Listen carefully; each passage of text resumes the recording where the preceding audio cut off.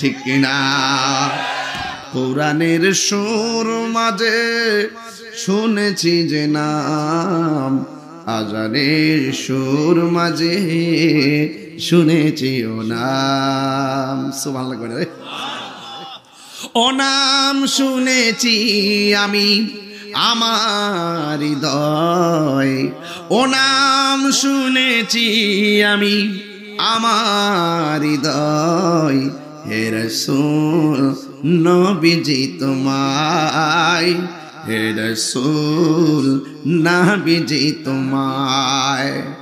আরশের বুকে লেখা ও মধুর নাম, তামাম আলম কুল জানায় সালাম। ঠিক না? রাস্তা দিয়ে দয়াল নবী হতেন চলমান,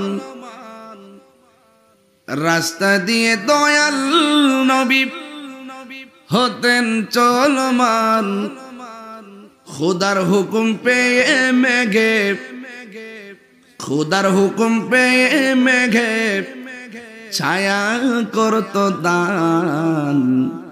নবীজি ঈমান শুনো তার শান, নবীজি ঈমান শুনো তার শান। সুবহানাল্লাহ বলবেন না ভাইরা আমার? সেই নবী, সেই নবী আল্লাহর হাবিব রাস্তা দিয়া যায়, মেঘমালা ছায়া দেয়। আল্লাহর হাবিবের আগমনে ব্যবসায় বরকত হয়। শুধুমাত্র সিঙ্গেল লাভ নয়, ডাবল লাভ হয়। সুবহানাল্লাহ, সুবহানাল্লাহ বলেন না? উতিতু বিমাফাতিহি খাযাইনিল আরদ।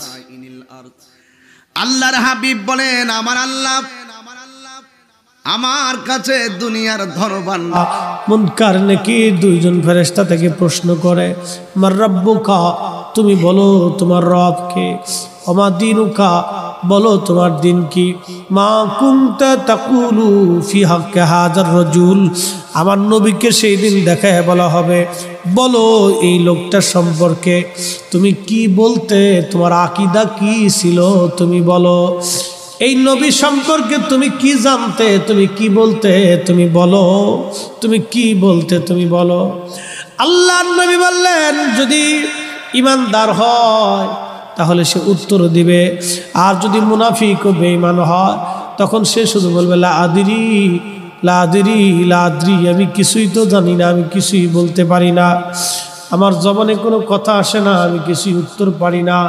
তখন বলতে থাকবে, আল্লাহ বলবে, ফেরেশতারা আমার এই বান্দার কবরটাকে হুফরাতুম মিন হুফারিন নার, একবারে জাহান্নামের টুকরা বানায় দাও, জাহান্নামের টুকরা বানায় দাও, জাহান্নামের টুকরা বানায় দাও।